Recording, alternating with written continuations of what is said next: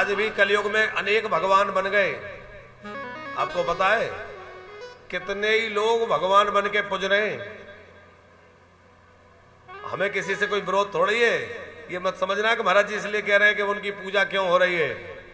बात यह है कि जो लोग उन पर श्रद्धा करके पूजा में लगे हैं उनकी होगी क्या दुर्गति, जरा विचार करने की बात है? अरे भैया भगवान मत बनो, अच्छा इंसान बन जाओ। भगवान ने इंसान बनाया, इंसान बन जाओ, भगवान मत बनो। एक मुस्लिम फकीर ने एक बात कही कि देखते ही देखते जनाब खुदा बन बैठे, और हमें तो मुद्दतें गुजर गई इंसान बनते बनते, मुद्दतें गुजर गई इंसान बनते बनते। भैया इंसान बन जाए ये भी कम बात नहीं है। भगवान बन पाए या ना बन पाए उसकी चिंता मत करो। भगवान ने मनुष्य बनाया है, मनुष्य बन जाओ। आप कहेंगे इंसान बने तो और कैसे हो? अच्छा तीखी नहीं हो तो मिर्च रहे, मीठी नहीं हो तो मिश्री कहोगे? जैसे मीठी ना हो तो मिश्री नहीं, तीखी ना हो तो मिर्च नहीं, उसी प्रकार इंसानियत ना हो तो इंसान कैसा? अच्छा एक मजे की बात देखिए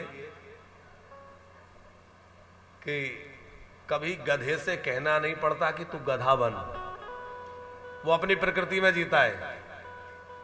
कुत्ते से नहीं कहना पड़ता कि तू कुत्ता बन, कहना पड़ता है, जो उसका स्वभाव है अपनी प्रकृति में रहता है।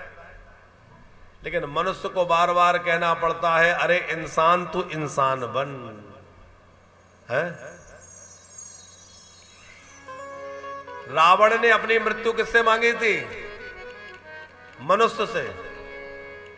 किसी ने कहा कि अरे भले आदमी तूने मनुष्य से मृत्यु मांग ली, और ये तो मृत्यु लोक है, यहां मानव ही मानव कोई भी मार देगा। रावण बोला सुनो, लोग मनुष्य की आकृति में तो रहेंगे लेकिन मैं मानवता को समाप्त कर दूंगा, और जब किसी में मानवता ही नहीं रहेगी तो मुझे मारेगा कैसे?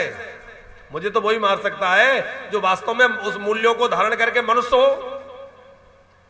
तो जहां जहां मानवता के पाठ पढ़ाए जाते थे रावण ने उन सब स्थानों को नष्ट कर दिया। वेदशाला, पाठशाला, गौशाला, यज्ञशाला सब मिटाए के नहीं, ताकि मानवता मिट जाए। फिर महामानव के रूप में भगवान परम ब्रह्म पधारे और उन्होंने एक आदर्श प्रस्तुत किया कि मनुष्य का जीवन कैसा होना चाहिए, और श्री राम ने प्रकट होकर के मर्यादा स्थापित की और महामानव बनकर के रावण का अंत किया और मानवता को स्थापित किया।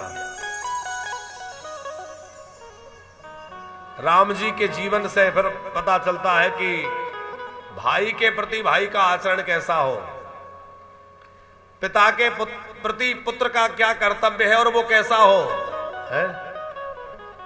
पति का क्या कर्तव्य है। अच्छा कभी आपने सोचा कि जानकी जी ने कहा कि सोने का मृग है और राम जी पीछे दौड़ गए? अरे राम जी भगवान है ये तो अलग बात है, यदि इंसान भी उनको समझा जाए तो भी ये बात गले नहीं उतरती कि सोने का हिरण होता है। कभी आपसे कोई कहे कि सोने का हिरण जा रहा है, मानोगे? क्योंकि सोने का हिरण होता ही नहीं है।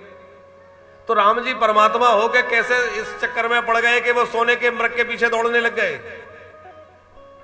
तो महर्षि वाल्मीकि ने इसका समाधान दिया है वाल्मीकि रामायण में कि असंभवम हेम मृगस्य जन्मा, असंभव है कि पृथ्वी पर सोने का मृग जन्म ले ले, तथापि रामो लुलभो मृगाय, फिर भी राम जी उसके पीछे दौड़ गए। क्यों?